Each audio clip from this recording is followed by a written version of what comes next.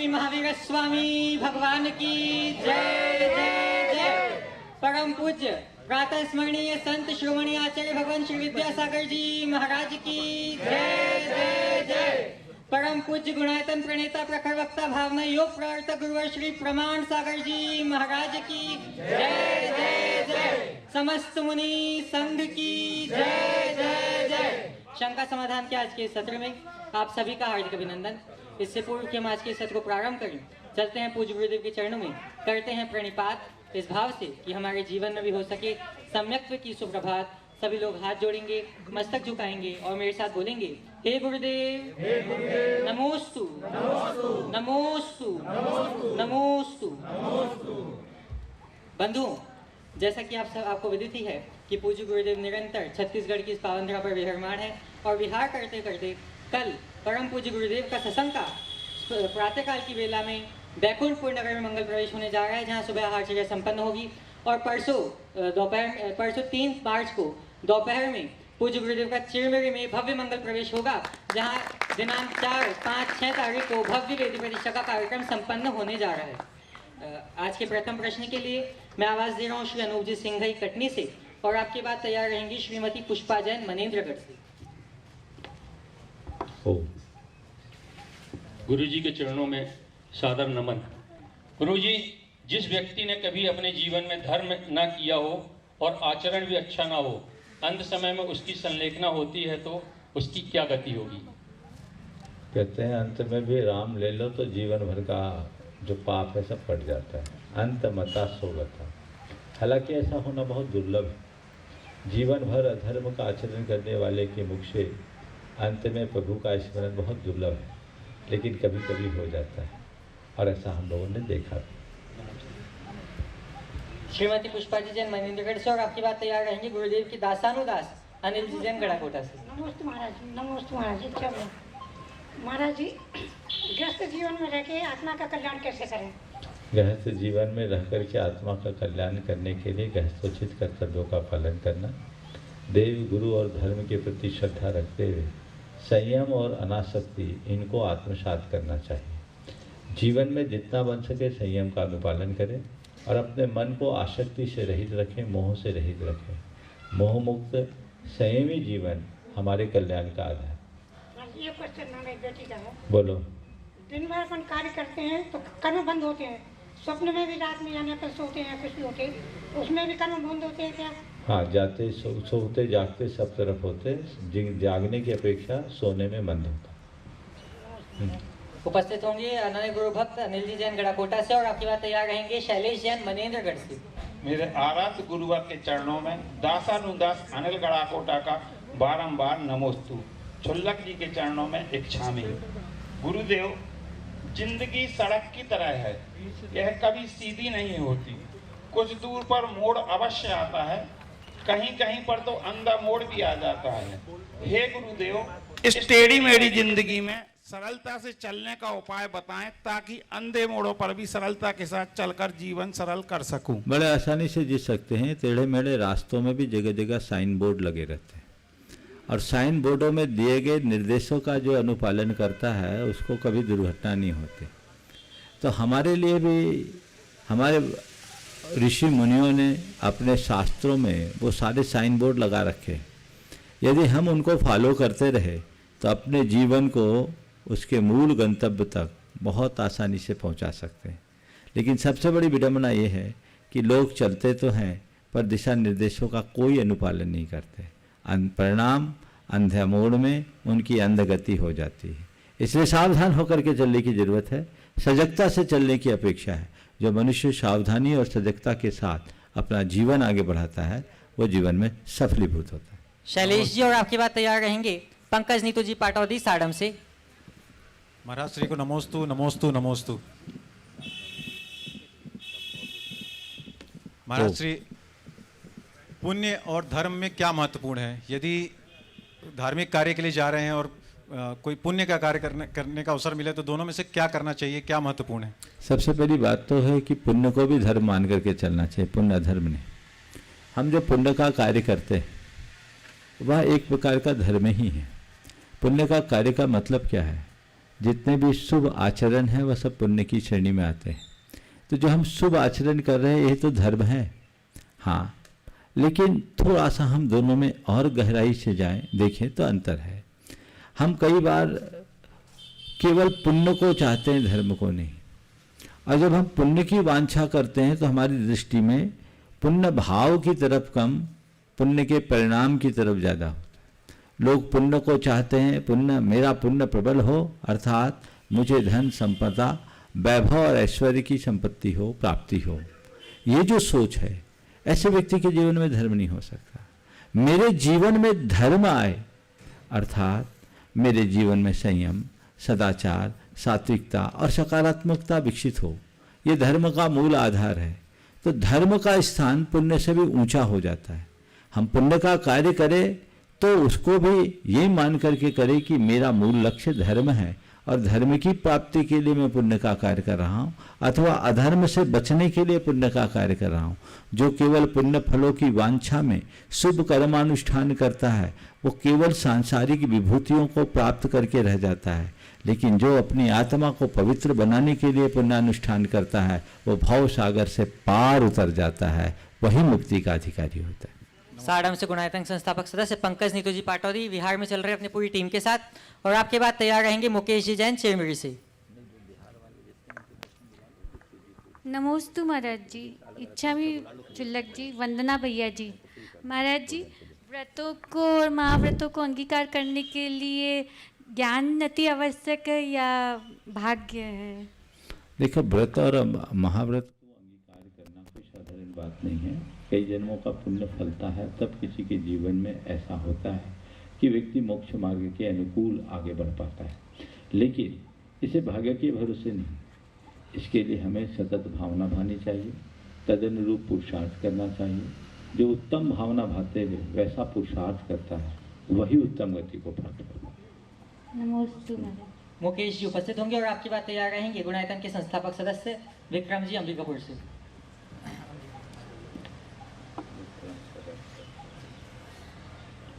बोलिए। महाराज जी, मेरा कहना ये है कि आत्मा तो जब मोक्ष चले जाती है, वहाँ शरीर नहीं होता है और इंद्रियाँ नहीं होती है, तो सुख का अनुभव फिर कैसे प्राप्त करती है? पहले तो मैं आपसे पूछना चाहता हूँ, सुख मिलता किससे? इंद्रियों से? इंद्रियों के द्वारा आत्मा को मिलता है सुख। इंद्रियों के द्वारा मिलता है तो कब मिलता है? बोलो। एक आदमी की आंखें खुली हो और वो बेहोश हो, उसके सामने कितना भी सुंदर दृश्य हो, उसको सुखानुभूति होगी? नहीं होगी। हाँ, नहीं होगी। नहीं होगी। स्वर लहरियां चल रही है, मूड ऑफ हो, कोई स्वाद, कोई सुनने का आनंद आएगा? मुंह में रसगुल्ला है और फोन पे बुरी खबर, रस मिलेगा? तो बताओ, सुख किससे मिल रहा है? इंद्रियों से। इंद्रियों के विषयों से सुख तब तक नहीं मिलता जब तक कि उसका ज्ञान न हो। कितनी भी अच्छी चीज हो, जब तक उसका आभास नहीं तब तक सुख की अनुभूति नहीं। तुम्हारे पास 1 करोड़ रुपया हो और तुम्हें उसका पता ना हो, तुम्हें 1 करोड़ होने का सुख मिलेगा क्या? ज्ञान होने के बाद ही। तुम्हारी चेन खो गई हो और तुम्हें पता नहीं है, चेन खोने का दुख मिलेगा क्या? कब मिलेगा? जब पता चलेगा मेरी चेन कहाँ गई, फिर बेचैन हो जाओ। कहाँ गया? चेन गई फिर बेचैन। तो ये क्या हुआ? जो सुख और दुख है इसका मूल हमारा मुक्त आत्माओं के पास इंद्रियां नहीं पर ज्ञान होता है। उस ज्ञान के बल पर अतीन्द्रिय सुख का अनुभवन होता है। हमारे और आपके बीच का जो सुख है वो इष्ट विषयों की प्राप्ति से होता है और वो सीमित है, पर परमात्मा का जो सुख होता है वो विषयातीत होता है, इंद्रिय होता है, अतीन्द्रिय होता है और असीमित होता है। ज्ञान ही सुख का मूल आधार। अंबिकापुर से विक्रम जी जय, तैयार रहेंगे गुणायतन संस्थापक सदस्य शरद जी सरावगी कटनी से। नमस्ते गुरुदेव। मेरा सवाल है गुरुदेव कि अमूमन कहा जाता है कि लोगों की जो किस्मत होती है बड़े शहरों में पत्ते के नीचे होती है और छोटे शहरों में पत्ते के नीचे होती है। इसमें कितना सत्य है, कृपया रोशनी डालें। मुझे नहीं मालूम ही और किस दृष्टि से कही कि बड़े शहरों के लोगों की किस्मत पत्ते के नीचे है और गांव देहातों में रहने वालों की किस्मत पत्थरों के नीचे होती है। जिसका भी ये वक्तव्य है उनका अपना दृष्टिकोण होगा, लेकिन मैं इस वाक्य में संशोधन करके एक संदेश दे सकता हूँ कि शहरों का जीवन सिर पर पत्तों के छप्परों जैसा है और गांव का जीवन सिर पर पत्थर की छत जैसा है। छप्पर कभी भी उखड़ जाएगा, छत कभी नहीं उखड़ेगी। पक्का बनो, रफ टफ जीवन होता है, उसमें जो आनंद है वो अन्यत्र नहीं। कहीं पर टेंट खड़ा करना हो तुरंत खड़ा हो जाता है, लुभावना भी दिखता है, नहीं होता। लेकिन छत बनानी हो तो काफ़ी समय लगता है, उतना खूबसूरत नहीं होता, लेकिन फिर भी एक बार छत बन गई तो लंबे समय तक छाया देती। इसी तरह जो सादगी से अपनी ग्रामीण संस्कृति के साथ जीता है वो सुरक्षित रहता है और आज के शहरों की आपाधापी और भागम भाग की जीवन शैली को जो अपनाता है तेजी से उभरता है और तेजी से उतरता है। नमोस्तु। कटनी से शरद जी सरावगी और आपके बाद तैयार रहेंगे संजीव पिंकू जी जैन कटनी से। गुरुजी दिगंबर जैन पंचायत का सभी मेरी तरफ से सबको आपको नमोस्तु। गुरुजी धर्म का प्रभाव तो बढ़ रहा है, सभी कोई देख रहे हैं अपनी आंखों से, परंतु धर्म को तोड़ा मरोड़ा भी बहुत जा रहा है, ये भी देख रहे हैं अपन आंखों से। आप भी देख रहे हैं गुरुजी, जैसे कि आज ही और 2-3 दिन से अभी चले देख रहा हूँ, सभी बच्चे दाढ़ी रख रहे हैं। आप इसके बारे में कई बार बोल भी चुके, तो कोई धर्म के अंतर्गत ये हो रहा है क्या जरूरी है रखना? ऐसा सुनो, नहीं गुरुजी, ये तो सुनो मेरी बात। तुमने बहुत अच्छा सवाल किया है, पहले तुम्हारे सवाल का उत्तर दो और बाद में उसके दूसरे पहलू का। धर्म की प्रभावना दिनों दिन बढ़ रही है, सच है, बिल्कुल सच है। और ये भी एक सच्चाई है कि धर्म को तोड़ा जा रहा है। लेकिन ये सब पेड़ जितना बड़ा होता है उसकी शाखाएं प्रशाखाएं जितनी फैलती है उसकी उतनी कटिंग भी उतनी होती है। लेकिन बात केवल इतनी सी है, जिस पेड़ की जड़ गहरी है ना भी काटा छाटा जाए वो बढ़ते ही जाता है, बढ़ते ही जाता है। तो इन्हीं दिनों मेरा बिहार चल रहा था, जनवरी फरवरी के माह में। उधर केर और शांगरी के पेड़ बहुत होते हैं रेगिस्तान में, और दूसरे इस तरह के फलदार पेड़ इधर जैसे नहीं होते। मैंने देखा प्राय सभी पेड़ों को काटा छाटा गया था, एवं ठूट जैसा बना दिया गया। मैंने पूछा ये सब क्या है, सब पेड़ों को क्यों काटा जा रहा अंधाधुंध? लोगों ने बोला महाराज इन पेड़ों को जितना काटा जाता है ये उतने फैलते हैं, इनको इसलिए काटा जाता है कि आने वाले दिनों में जो अप्रैल मई में फसल आएगी वो उत्तम फसल आए। समझ गए? तो जो तोड़े मड़ोड़े मोड़ तोड़ने दो मड़ोड़ने दो, हम अपना स्थान तोड़ने मड़ोड़ने वालों में नहीं, हम तो धर्म के प्रकाश को फैलाने वाले में। नमस्ते गुरुदेव, नमस्ते। हम प्रकाश को फैलाएं, जिनका जो काम है वो करेंगे, जिनके अंदर जो है वो वही जिएगा, लेकिन जिनके अंतरंग में धर्म होता है वह केवल और केवल धर्म के प्रकाश को फैलाने में तत्पर होता है। हमारा पुरुषार्थ धर्म के प्रकाश को फैलाने का होना चाहिए। अब जो तुम्हारा दूसरा सवाल है दाढ़ी की, इसको धर्म से जोड़ना उचित नहीं है। दाढ़ी न तो धर्म दाढ़ी रखने की बात करता है, न धर्म दाढ़ी बढ़ाने की बात करता है। हाँ, अगर तो हम लोगों की अपेक्षा धर्म की बात करो तो केश लोच करने की बात जरूर हमारा घर कर।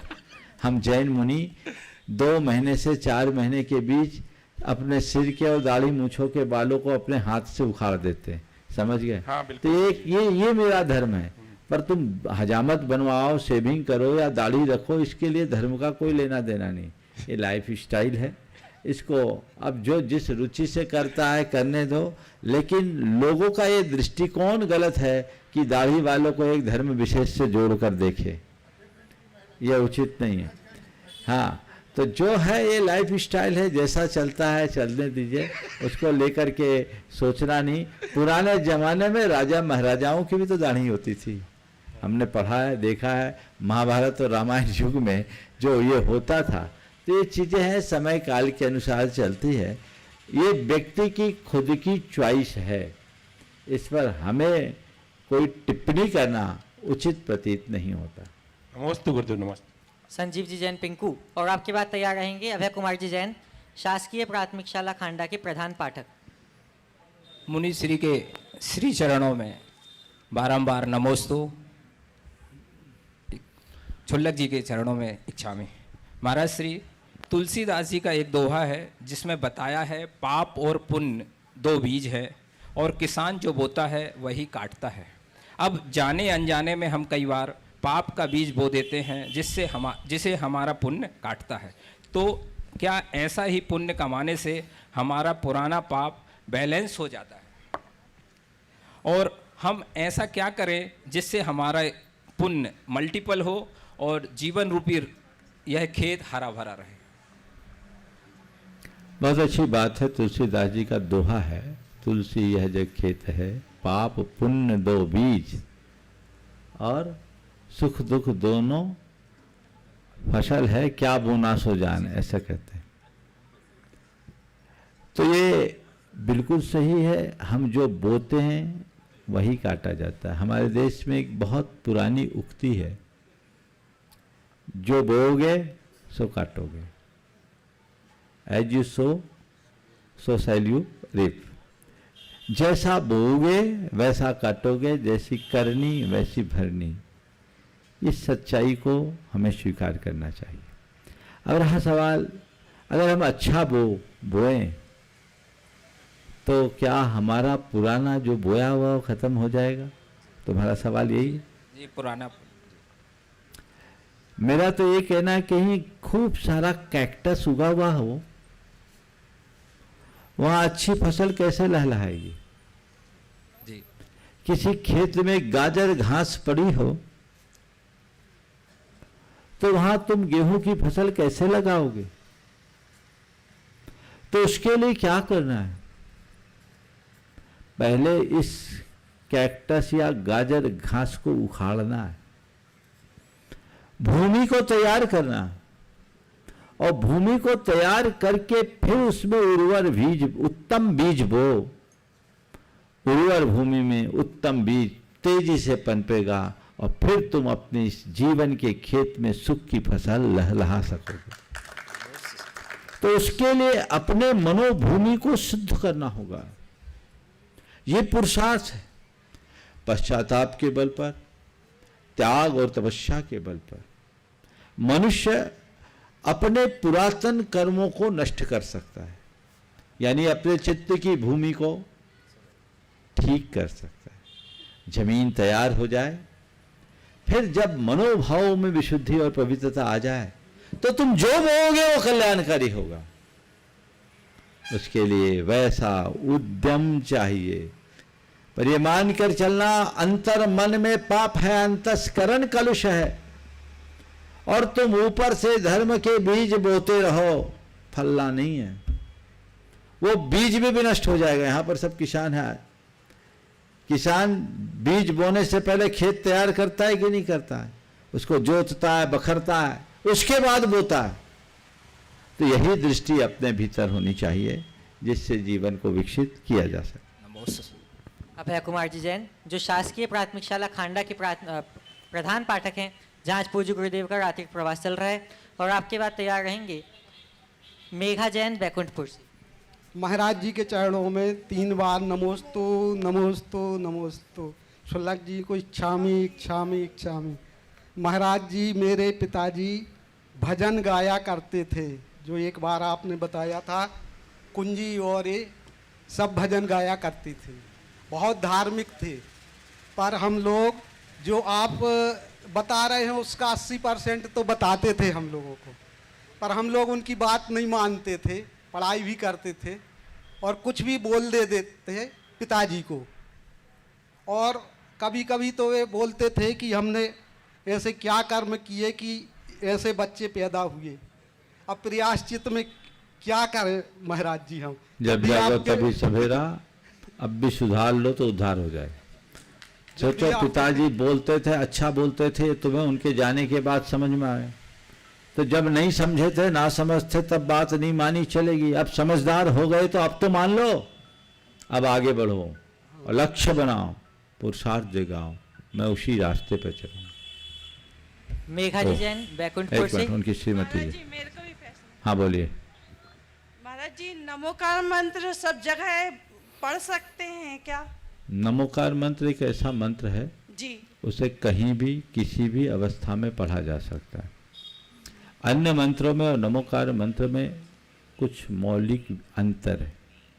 अन्य मंत्रों को सिद्ध करना पड़ता है, नमोकार मंत्र स्वतः सिद्ध है। अन्य मंत्रों में या तो कोई बीजाक्षर होता है या कोई देवता होता है, नमोकार में न तो कोई बीजाक्षर है न कोई देवता है। अन्य मंत्र विरुद्ध कार्य में भी लग सकते हैं, लेकिन नमोकार मंत्र केवल शांतिक और पौष्टिक कर्म का ही काम में आता है, इसका कोई विपरीत फल नहीं मिलेगा। अन्य मंत्र के लिए हमें शुद्धि की जरूरत है, नमोकार मंत्र कहीं भी बोला जा सकता। अन्य मंत्रों का एक अनुपूर्वी यानी क्रम है, नमोकार मंत्र को उल्टा सीधा बीच से कैसे भी बोल सकते हैं, ये इसकी विशेषता। नमोस्तु महाराज। मेघा जी उपस्थित होंगी बैकुंठपुर से। अनुपस्थित। आगे। आदित्य जी जैन बैकुंठपुर से अपना प्रश्न प्रस्तुत करेंगे और आपके बाद तैयार रहेंगे महेंद्र कुमार जी जैन मनेंद्रगढ़ से। महाराज जी नमोस्तु। मेरा ये सवाल है कि आज के नौजवान ऐसा क्या काम करें जिससे धर्म प्रभावना भी हो और आजीविका भी चलती रहे? देखिए, नौजवानों को चाहिए पहले वो धर्म के मूलभूत स्वरूप को समझे और आध्यात्मिकता के साथ धार्मिकता को आत्मसात करें, अपने विचारों में अध्यात्म को प्रतिष्ठित करें और अपने आचरण में जितने भी हमारे रिचुअल्स है उसको पालन करें और पढ़ाई करें, व्यापार करें, जो कुछ करना है। अगर आचरण में पवित्रता आ गई तो अपने आप धर्म की प्रभावना होगी, उसके लिए ज़्यादा कुछ कहने और करने की आवश्यकता शेष नहीं रहेगी। नमस्ते महाराज। महेंद्र कुमार जी और आपके बाद तैयार रहेंगे सारिका जी कहाँ से? बिजुरी से। नमोस्तु महाराज जी। जिस व्यक्ति ने सारा जीवन धर्म संयम त्याग में बिताया है, संयम त्याग और धर्म में बिताया हो और अंतिम समय में अगर उसकी मति भ्रष्ट हो जाए, धर्म से विमुख हो जाए, तो उसकी क्या गति होगी? देखिए, जीवन भर धर्म संयम पालन करने वाला अंत में यदि उसकी मति खराब होती है तो वो दुर्गति का पात्र तो बनेगा, अच्छी गति नहीं होगी। अंत मता सो गता। लेकिन जीवन भर किया गया धर्म निष्फल नहीं होगा, वो वहाँ जाएगा ना, वहाँ का राजा होगा। मैं आपको एक प्रसंग बताता हूँ। एक बार बिहार करते करते मैं ग्वालियर के पास टेकनपुर छावनी में रुका था। मिलिट्री का एक बहुत बड़ा केंद्र है और भारत का सबसे बड़ा श्वान प्रशिक्षण केंद्र है। वहाँ के गेस्ट हाउस में हमारा प्रवास था। लोगों ने वहाँ के कुत्तों के बारे में बताया और कहा कि इन कुत्तों में रैंक है, इंस्पेक्टर की, एसपी की, डीआईजी की, आईजी की, ऐसी रैंक है, अलग अलग रैंक है। तो मेरे साथ चल रहे युवकों में से किसी ने पूछा, महाराज जी इन कुत्तों का तो बड़ा पुण्य है, जो रैंक कुत्तों की उनको सैलरी उस हिसाब से, यानी उन कुत्तों पर उतना खर्चा और उसी हिसाब का अधिकारी उनकी सेवा में लगता। तो मेरे से किसी ने पूछा, महाराज इन कुत्तों का तो बड़ा पुण्य है। मैंने कहा बिल्कुल इन कुत्तों का पुण्य है, पर थोड़ी सी मायाचारी कर दी सो कुत्ता बन करके आईजी डीआईजी बना। अगर निष्ठा से जिया होता और सही रास्ते में होता तो सच का आईजी डीआईजी बनता। तो जीवन में जो पुण्य किया वो फला, लेकिन कहाँ फला? बन तो गया ना कुत्ता। इसलिए अंत में अपने भाव संभालने का प्रयास करना, अंत तक भाव संभालने का प्रयास करना। भाव बिगड़ने से भाव बिगड़ता है, इसे कभी मत भूलना। नमोस्तु महाराज। सारिका जी उपस्थित होंगे और आपके बाद तैयार रहेंगे अशोक जी जैन बैकुंठपुर से। गुरु जी के चरणों में त्रिबार नमोस्तु नमोस्तु नमोस्तु। छुल्लक जी को इक्षामी, भैया को वंदना। महाराज श्री, मुझे अधिकतर सपने में भगवान जी और मुनिराज जी दिखते हैं और अधिकतर अशुद्धि के समय दिखते हैं, तो इसके लिए मैं इसका फल क्या समझूं? देखिए, इसका मतलब है कि आपका चित्त कहीं न कहीं गुरुओं और भगवान में रमा है जी। तो अव्यक्त चेतना में वो चीजें हैं आती हैं, अच्छी बात है जी। अशुद्धि के समय में भगवान को सपने में देखना, लेकिन सपने में तो आप शुद्ध थी जी, तो कोई दोष नहीं जी। नमोस्तु महाराज जी, नमोस्तु। बैकुंठपुर से अशोक जी जैन और आपके बाद तैयार रहेंगे अभिजीत चेतना जी जैन शिरोमणि संरक्षक गुणायतन। अशोक जी नहीं, लीजिए अशोक जी नहीं, पीछे अभिजीत जी। अभिजीत चेतना जी जैन अपना प्रश्न प्रस्तुत करेंगे और आपके बाद तैयार रहेंगे सीए शिवांग जैन मनेन्द्रगढ़ से। महाराज जी के चरणों में बारंबार नमोस्तु। महाराज जी, मेरा प्रश्न है कि जैसे भारत का जो राष्ट्र ध्वज है उसमें हर कलर का अपना इंडिकेशन है, ऐसे ही जो अपना जैन ध्वज है जैसे जो हम लगाते हैं उसमें विभिन्न कलर हैं और बीच में जो उसमें स्वस्तिक और वो बना हुआ है, उसके क्या मायने हैं? देखिए, जैन ध्वज में जो 5 रंग दिया है, हालांकि जैन ध्वज केसरिया भी है, दोनों मान्यता है। 5 रंग का जो ध्वज है इसके पीछे एक बहुत बड़ा विज्ञान है। जैन धर्म के अनुसार कलर का जो मूल रूप है वो 5 ही है। सोलर स्पेक्ट्रम में 7 जाते हैं पर ओरिजिनल प्रॉपर्टी 5 है। जितने भी मैटर है उसमें मूलतः 5 कलर होते हैं, श्वेत, रक्त, पीत, श्याम और कृष्ण। ये 5 रंग है। ये 5 रंग जैन धर्म के अनुसार 5 परमेष्ठी का द्योतक है। अरहंत भगवान का सफ़ेद, सिद्धों का लाल, आचार्यों का पीला, उपाध्याय का नीला और साधु का काला। ये 5 रंग हैं। जैन ध्वज में इन 5 रंगों को समाहित करना इस बात का द्योतक है कि सृष्टि के समस्त तत्व इसमें समाहित हैं और इसका जो प्रताप है सारे संसार में फैले, संपूर्ण सृष्टि में फैले। और स्वस्तिक इस बात का द्योतक है कि सबका कल्याण हो, केवल जैनों का कल्याण नहीं। किसका कल्याण हो? सबका कल्याण हो। ये स्वस्तिक उसका प्रतीक है। इसलिए जैन धर्म में ये 5 रंगों को चेतना। नमोस्तु गुरुदेव, नमोस्तु गुरुदेव, नमोस्तु गुरुदेव। गुरुदेव, मेरा प्रश्न है, कर्तव्य किए बिना उम्मीद की इच्छा कहाँ तक सार्थक है? देखिए, कर्तव्य किए बिना उम्मीद की इच्छा तो छोड़िए, कर्तव्य करने के बाद भी उम्मीद की इच्छा उचित नहीं है। उम्मीद तो परेशान करने वाली चीज़ है। हम तो कहते हैं कि हम नेकी कर और दरिया में दाल की उक्ति को अपनाना चाहिए, और जो कर्तव्य भी नहीं करे ही नहीं और उम्मीद की इच्छा रखे, उनका तो भगवान ही मालिक। नमोस्तु गुरुदेव। सीए शिवांग जैन मनेन्द्रगढ़ से और आपके बाद तैयार रहेंगे राजकुमार जी जैन बैकुंठपुर से। नमोस्तु महाराज श्री। महाराज श्री, मेरा प्रश्न है कि अक्षय अनंत राशि निश्चित है, ना कोई आ रहा है ना कोई जा रहा है इस संसार से, तो अगर सिद्ध परमेश्वरी जो मोक्ष चले गए हैं तो क्या वो भी इस अक्षय अनंत राशि के अंदर ही गिने जाते हैं, और गिने जाते हैं तो क्यों? बिल्कुल वो इसी में गिने जाते हैं, क्योंकि इससे बाहर नहीं है। पर शायद आप एक और सवाल करोगे इसके बाद कि फिर ऐसे होगा तो संसार खाली नहीं हो जाएगा, सब सिद्ध हो जाएंगे, संसार में एक भी जीव बढ़ेगा नहीं, और जितने संसारी मुक्त हो जाएंगे तो एक दिन संसार खाली हो जाएगा। चिंता होगी, है ना। मैं आपकी चिंता का निवारण कर देता हूँ। देखिए, जीव राशि अनंत है, अनंत का कभी अंत नहीं होता। अनंत उसे कहते हैं जिसमें आय ना हो, व्यय होते रहे, फिर भी जो अव्यय अर्थात ज्यों का त्यों बना रहे। जैसे भविष्यकाल, भविष्यकाल कितना है बोलो? अनंतो अनंत, अनंत है ना। हर पल भविष्य से एक एक समय निकलकर वर्तमान से होते हुए भूत में जा रहा है जी। जा रहा है जी। आज मैं पूछ रहा हूँ भविष्यकाल कितना है तो क्या बोलोगे? अनंत। कल पूछूंगा तो क्या जवाब दोगे? परसों पूछूंगा तो क्या बोलोगे? आज से अनंत काल बाद पूछूंगा तो क्या बोलोगे? अनंत। हाँ, अनंत। इसलिए कहते हरि अनंत, हरि कथा अनंता। चलिए, नमोस्तु महाराज, नमोस्तु। राजकुमार जी जैन बैकुंठपुर से नहीं। प्रियंका जी जैन उपस्थित होंगे और आपके बाद तैयार रहेंगे सौरभ जैन बिजुरी से।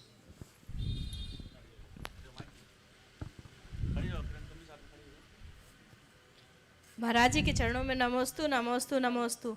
छोलक जी के चरणों में इच्छामि।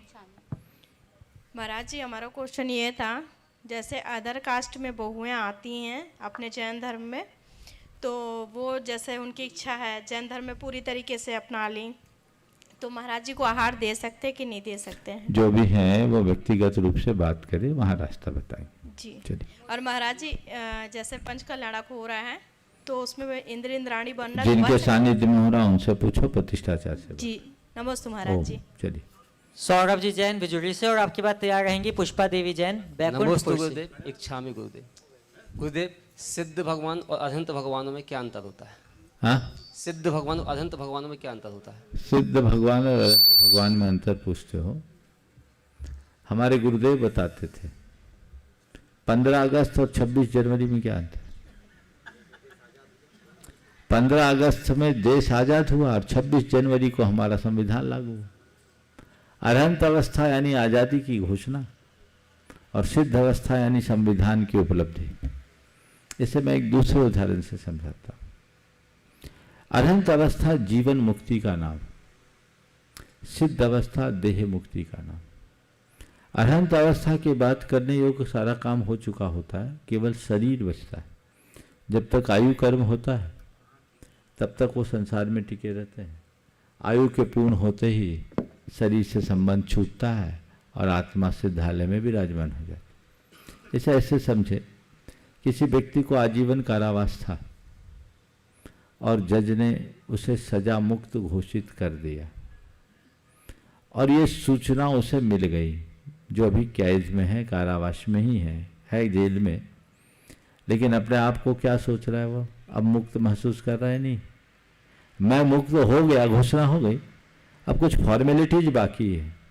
जब फॉर्मेलिटी पूरी होगी तब वो जेल से बाहर आएगा। पर जेल में होकर के भी जेल से मुक्त है कि नहीं? ऐसी अरहंत अवस्था संसार के जेल से मुक्ति की घोषणा है और सिद्ध अवस्था संसार के कारा से बाहर निकलना है, ऐसा समझ। नाम होता है क्या? नहीं। महाराज जी के चरणों में त्रिवार नमोस्तु नमोस्तु नमोस्तु। महाराज जी, आवश्यकताओं की तो पूर्ति, बोलो। आवश्यकताओं की पूर्ति तो हो जाती, पर इच्छाओं की नहीं, क्यों? आवश्यकताओं की पूर्ति हो जाती, इच्छाओं की नहीं होती। ये जीवन का एक बड़ा सत्य है, इसलिए इसे समझो और आवश्यकताओं के अनुरूप जीवन जीने का अभ्यास करो। इच्छाओं पर नियंत्रण रखने की कोशिश करो। सिम्मी जी जैन मनेन्द्रगढ़ से।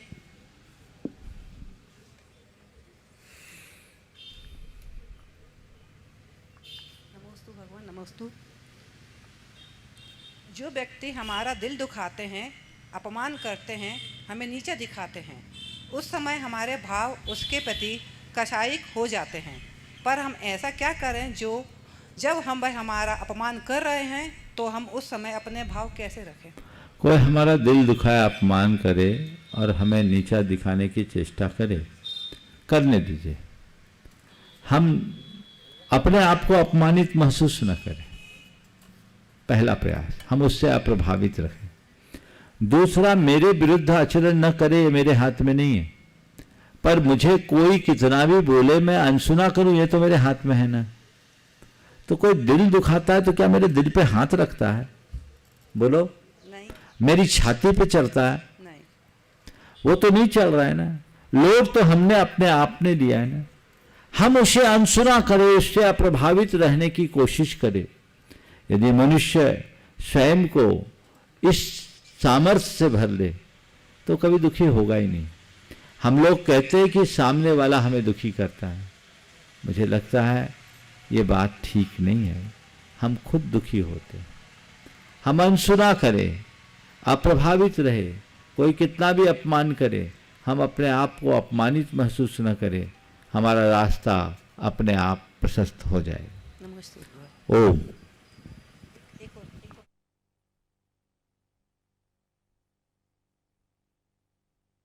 महाराज जी, मेरा प्रश्न है कि मुनिराजों को चर्या पालन करते हुए भी निद्दति निकाचिति कर्मों का बंध होता है क्या?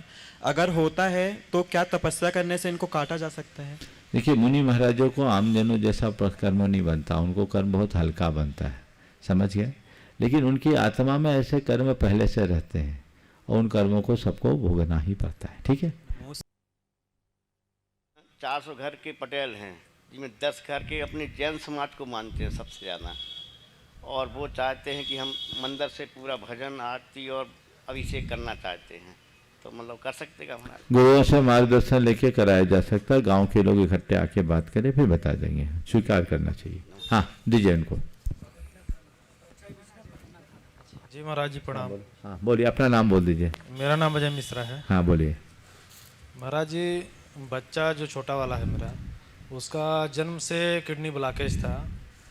उसका रायपुर में इलाज कराया, इलाज ठीक नहीं हुआ, अभी बेलूर में इलाज चल रहा है, तो क्या पूर्णतः स्वस्थ होगा उसका जानकारी? देखो, मैं भविष्यवक्ता तो नहीं, पर मैं अपनी सद्भावना आपके साथ रखता हूँ, आशीर्वाद देता हूँ। और ये कहूँगा कि कोई टोने टोटके तंत्र मंत्र के चक्कर में मत पड़ना।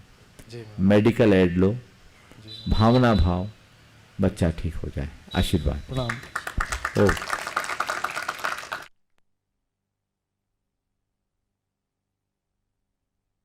अपना नाम बोलिएगा। मेरा नाम आशीष कुमार दुबे है। हाँ। मेरा चित्त शांत नहीं रहता, उसके लिए क्या उपाय है? देखिए, उसके लिए कुछ अभ्यास करना होगा। अपने चित्त को शांत करने के लिए 4 उपाय कीजिए। सबसे पहला उपाय तो सत्संग करना शुरू कीजिए। सत्संग आज वर्चुअली आप सत्संग हर जगह कर सकते हैं, इसलिए सत्संग का अभ्यास कीजिए। जितना बन सके सत्संग अधिक से अधिक करने की कोशिश कीजिए। दूसरी बात, थोड़ा स्वाध्याय कीजिए। स्वाध्याय से चित्त को स्थिरता मिलती। तीसरी बात, आप थोड़ा चिंतन कीजिए, स्वात्म चिंतन, एकांत में बैठकर। और चौथी बात, रोज आत्म समीक्षा कीजिए। बैठिए एकांत में और देखिए आज सुबह से मैंने क्या क्या गलत किया, और जो भी गलत किया है उसकी निंदा कीजिए और मन ही मन संकल्प लीजिए, अब मैं इसकी पुनरावृत्ति नहीं करूँगा। आपका चित्त शांत हो जाएगा। दीजिए। प्रणाम महाराज। मैं पूरनचंद जैन चिरमिरी से सभी लोगों को सादर आमंत्रित करता हूं कि महाराज श्री जी का आशीर्वाद मिल चुका है। हमारे यहाँ 4, 5, 6 तारीख को 3 दिन वेदी प्रतिष्ठा कार्यक्रम है, अतः आप सभी लोग सादर आमंत्रित हैं। ये निवेदन मेरा हुए। बहुत सुंदर। और सवाल भी है? चलिए। पूज्य श्री लक्ष्मी आदर्श सागर जी महाराज के चरणों में और निवेदन करते हैं कि हे महाराज श्री, ऑनलाइन प्रश्नों के माध्यम से हम सबको एक नई दिशा प्राप्त हो। इच्छामी महाराज जी। महाराज श्री के चरणों में कोटिशः नमन। सुभाष चौधरी जी जोधपुर से प्रश्न कर रहे हैं। महाराज श्री, मेरी जिज्ञासा यह है कि पहले के समय में लोग अभाव में भी खुशियां ढूंढ लेते थे, जबकि आज के समय में खुशियों में अभाव ढूंढते हैं, ऐसा क्यों? समाधान करें। बहुत अच्छा वाक्य। पहले लोग अभाव में भी खुशियां ढूंढ लेते थे, आज के लोग खुशियों में भी अभाव ढूंढते हैं। इसकी वजह है क्योंकि पहले लोग किसी के प्रभाव में कम होते थे, समभाव में ज़्यादा होते थे। आजकल लोग औरों के प्रभाव में होते हैं। जब हम औरों के प्रभाव में आ जाते हैं तो हमें हमारा अभाव खटकने लगता है, और जब अभाव खटकने लगता है तो हमारी खुशियाँ गायब हो जाती है। हम अपनी खुशियों को बरकरार रखना चाहते हैं तो हम अभाव की अनुभूति से बचें, और अभाव की अनुभूति से बचना है तो किसी के प्रभाव से प्रभावित न हो। डॉक्टर साधना बंसल इंदौर से प्रश्न कर रही हैं। गुरुदेव, वैज्ञानिक जीरो से इन्फिनिटी की यात्रा के रहस्य खोज रहे हैं। मोटिवेशनल स्पीकर भी आजकल इस पर बोलते हैं। आध्यात्मिक दृष्टि से यह यात्रा कैसे होती है? इसको हमारे जीवन में कैसे प्रयोग में लाएं? आध्यात्मिक की दृष्टि से शून्य की अनंत की यात्रा, शून्य से अनंत की यात्रा जो बात की जाती है, मैं तो इसे एक प्रतीकात्मक रूप में देखता हूँ। हमारा जीवन शून्य है और मुक्ति अनंत है। यदि हम अपने शून्यमय जीवन को अध्यात्म के साथ जोड़कर अपनी आध्यात्मिक चेतना का विकास करते हैं तो अपने आत्मगुणों की पूर्ण अभिव्यक्ति में समर्थ होते हैं। आत्मगुणों की पूर्ण अभिव्यक्ति का नाम ही अनंत है, क्योंकि हमारे आत्मा के संपूर्ण गुण अनंत हैं, जो उत्तरोत्तर आध्यात्मिक साधना के बदौलत हम विकसित कर सकते हैं। महेंद्र जैन पत्रकार इंदौर से प्रश्न कर रहे हैं, व्यक्ति, समय और संबंध इन्हें खो देने के बाद ही समझ पड़ता है कि ये हमारे लिए कितने कीमती थे। व्यक्ति इनका जाने अनजाने में दुरुपयोग करता है और फिर पछताता है। तो महाराज श्री, उपयोग और दुरुपयोग के बीच सावधानी का कौन सा कवच हो, कृपया मार्गदर्शन करें। बहुत अच्छी बात है। व्यक्ति, समय और संबंध खो जाने के बाद ही प्रतीत होते हैं। आपने पूछा है कि जब ये होते हैं तब इनका हम उपयोग नहीं कर पाते हैं, दुरुपयोग करते बाद में पछताते हैं। उपयोग और दुरुपयोग के बीच के भेद रेखा को आपने जानना चाहा है। मैं तो ये कहूँगा कि व्यक्ति के रहते हम व्यक्ति का आकलन करें, समय के खोने से पहले समय की पहचान करें और संबंधों में ऐसा माधुर्य बना ले कि संबंध खंडित ही ना हो, संबंध नष्ट ही ना हो। अगर हम इन तीनों चीज़ों की सामर्थ्य अपने भीतर विकसित कर लेते हैं तो हमारे जीवन में फिर कहीं किसी प्रकार की कठिनाई आ ही नहीं सकती। हमें उसके लिए अपने अंतरंग में कुछ जागरूकता रखनी जरूरी है। और जिनने अपना समय खोया, जिनने व्यक्ति का सही उपयोग नहीं किया और जिनने अपने संबंध को बिगाड़े हैं, उनके परिणाम को यदि हमने सामने रखा तो चीज़ें अपने आप दूर हो सकती है। हम ये कह सकते हैं व्यक्ति और संबंध को ठीक तरह से पहचानने के लिए हम आसक्ति और अभिमान से बचें और समय का सही उपयोग जानने के लिए हम आलस से बचें। आसक्ति, अभिमान और आलस एक ऐसे शत्रु हैं जो हमें इन्हें ठीक तरीके से पहचानने नहीं देते और इनके कारण हमारा जीवन छिन्न भिन्न हो जाता है। कैलाश उत्तमचंद पाटनी कोपरगांव से प्रश्न कर रहे हैं, जनसंख्या के अभाव में हमने हमारी ऐतिहासिक धरोहर को खोया है, जैसे अपने मंदिर और अपनी सही पहचान। ये सभी वापस लौटे, इसके लिए समाज की क्या भूमिका होनी चाहिए? अनेक बार ये प्रसंग आया है। बातें करने से कुछ नहीं होगा, हमें ये देखना है। ये बात बिल्कुल सही है, संख्या बल एक बहुत बड़ा बल होता है। कभी जैन बहुसंख्यक थे, आज अल्पसंख्यक हो गए और हमारा अस्तित्व दिनों दिन क्षीण हो रहा है। इसे हमें गंभीरता से समझना होगा और इसका एक ही उपाय है, जैन बनाओ, जैन बढ़ाओ। हम लोगों को जैन धर्म के महात्म्य को बताएं, लोग जैन धर्म के मर्म को जानें, लोगों का रुझान जैन धर्म के प्रति हो, ये हमारा प्रयास हो। और हम जो जैन हैं वे संतति को बढ़ाने की कोशिश करें, क्योंकि संतति से ही संस्कृति का विकास होता है। जब तक संतति है तब तक संस्कृति है। इसलिए अपनी संतति को बढ़ाने के लिए हमें सचेष्ट रहना चाहिए। डॉक्टर हरि अग्रवाल और अतुल दुबे जी संयुक्त रूप से प्रश्न कर रहे हैं सतना से, कर्मों के फल के बारे में व सिद्धांत पर मार्गदर्शन करने की कृपा करें। कर्म, फल और उसके सिद्धांत के विषय में आपने सवाल किया है। देखिए, कर्मों का सिद्धांत क्या है, इसे हमें गहराई से समझना है। जैन धर्म के अनुसार कर्म एक स्वतंत्र सत्ताभूत तत्व है जो हमारी चेतना को परतंत्र करता है। इस पूरे ब्रह्मांड में अनेक प्रकार के पदार्थ हैं, उनमें से एक पदार्थ है जिसे हम कर्म कहते हैं। शास्त्रीय भाषा में उसे कार्मन वर्गना के नाम से जाना जाता है। ये एक ऐसी पदार्थ है जो हमारी चेतना के प्रति हर पल आकर्षित होता रहता है। हम मन से जैसा सोचते हैं, वचनों से जैसा बोलते हैं और शरीर से जैसी क्रिया करते हैं, वैसे संस्कार हमारी आत्मा की ओर आकर्षित होते हैं। दूसरे शब्दों में मैं कहूँ तो हमारे मन, वाणी और शरीर की प्रवृत्ति के कारण हमारी आत्मा में एक विशेष प्रकार का वाइब्रेशन होता है। उस वाइब्रेशन के परिणाम स्वरूप जिस तरह के हमारी स्पंदन होते हैं, उस तरह के कर्म हमारी चेतना से जुड़ते हैं। मन, वचन और शरीर की जैसी प्रवृत्ति वैसे कर्म के संस्कार हमारी आत्मा में जुड़ते हैं। प्रवृत्ति यदि अच्छी होती है तो अच्छे कर्म हमारी आत्मा से जुड़ते हैं और प्रवृत्ति यदि बुरी होती है तो बुरे कर्म, अच्छे कर्म यानी पुण्य कर्म और बुरे कर्म यानी पाप कर्म, ये चलते ही रहते हैं। जैसी प्रवृत्ति वैसा ही परिणाम और कालांतर में वे ही पककर हमें अच्छा बुरा फल प्रदान करते हैं। तो ये सामान्य कर्म बंध की प्रक्रिया है। ये कर्म बंधते हैं, अपने आप बंधते हैं, समय पूर्ण होने पर ये पकते हैं और पकने के बाद अपना फल देते हैं। लेकिन जैन कर्म सिद्धांत में एक विशेष बात कही गई कि हम जिस रूप में अपने कर्मों को बांधे हैं उसी रूप में भोगने के लिए बाध्य नहीं है। ये कोई जरूरी नहीं कि हमने जैसा कर्म बांधा वैसा ही भोगे।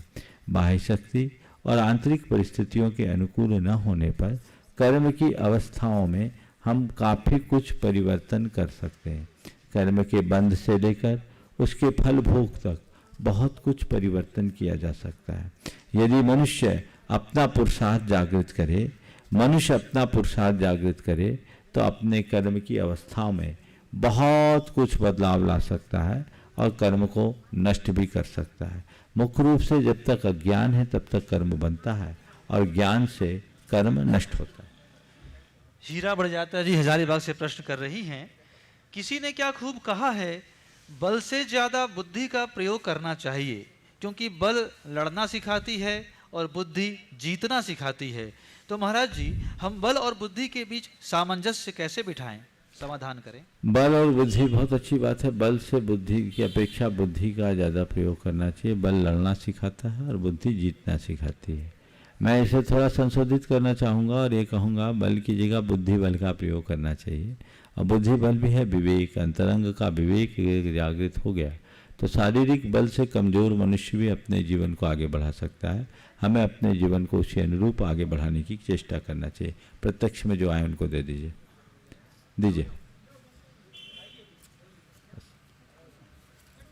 बोलिए, अपना नाम बोल दीजिए। ममता जैन। हाँ, ममता जैन बैकुंठपुर से। हाँ बोलिए। हे गुरुजी, नमोस्तु नमोस्तु नमोस्तु।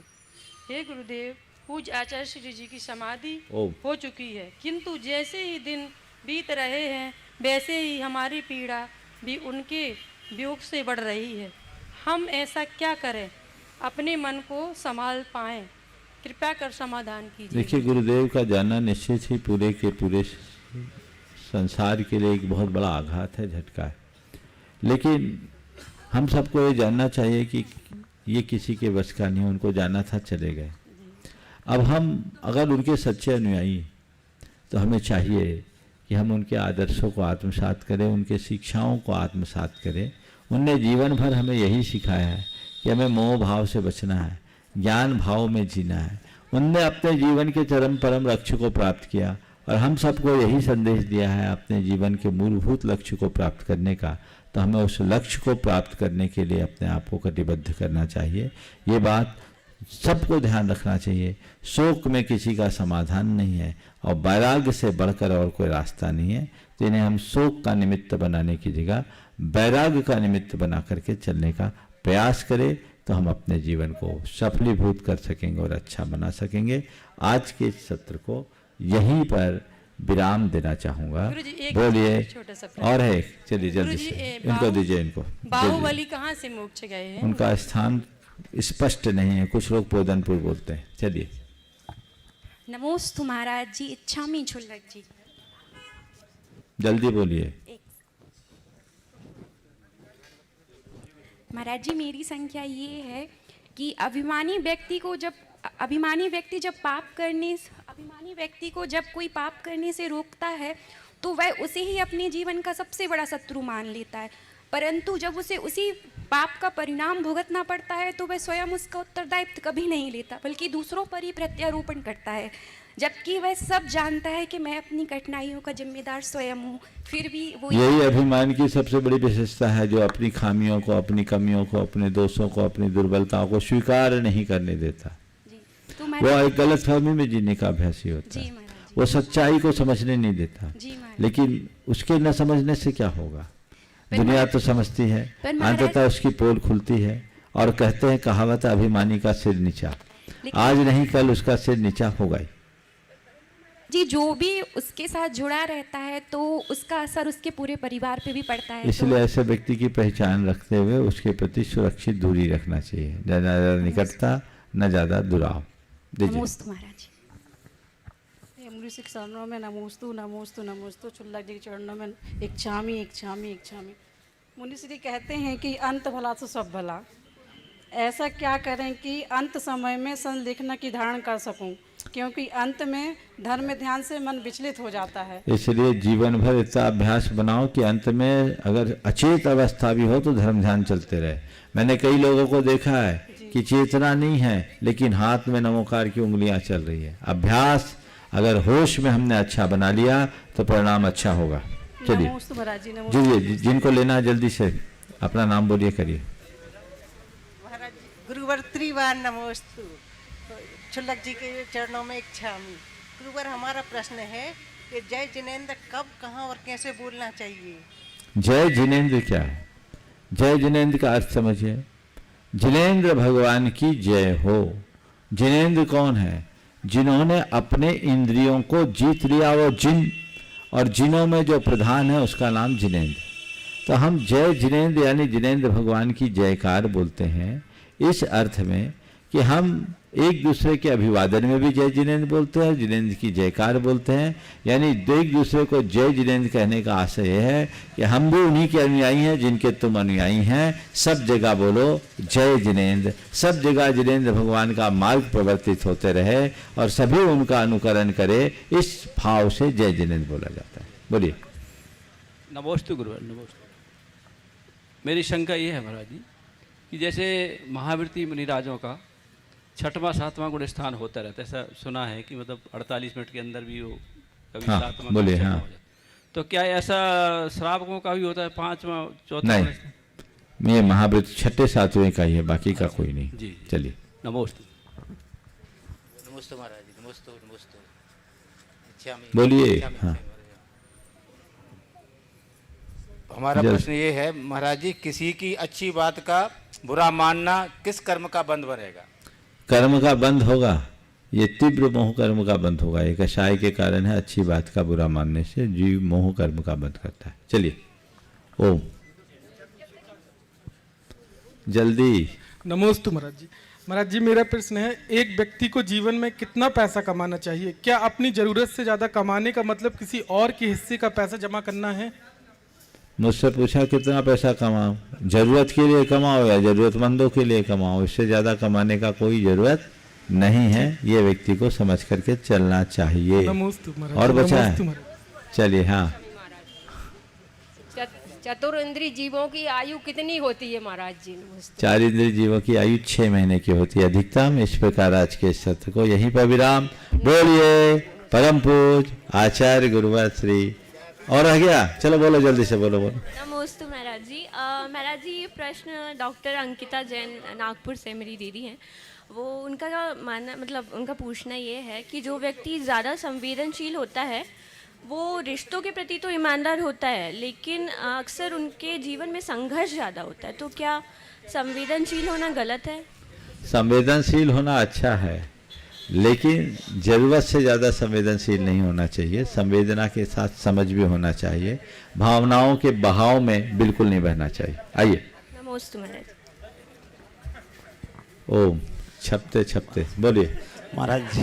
हाँ, नमोस्तु महाराज जी। ये कहना था कि गार्जियन आज के समय में बच्चों की गलती होने पे डांटते हैं, जो कि उनके सबकॉन्शियस माइंड में गलत रिएक्शन देता है। गलती होने के पश्चात कुछ भी करें वो तो सुधर नहीं सकता, तो हमें गार्जियन को ये थोड़ा करना चाहिए ताकि उसमें हमें ध्यान रखें। इस बच्चों को सीख देना चाहिए, सजा नहीं। उन्हें ये समझना चाहिए कि हम बच्चों के पिता हैं, पुलिस नहीं।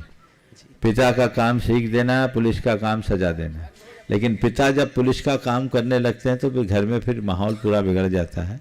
इसलिए बच्चों को बच्चों के हिसाब से ही चलना चाहिए, तभी रास्ता ठीक हो पाएगा। ये बहुत गंभीर सवाल आपने पूछा है, आखिरी में आपका सवाल आया है। लेकिन बच्चों को की परवरिश एक बहुत बड़ी जिम्मेदारी है। हमें बच्चों का भावनाओं का भी ख्याल रखना चाहिए और बहुत ज़्यादा हिदायतें नहीं देना चाहिए।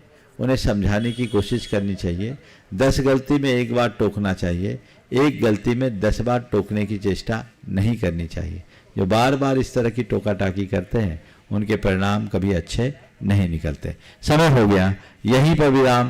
बोलिए परम पूज आचार्य गुरुवर श्री विद्यासागर जी महाराज की।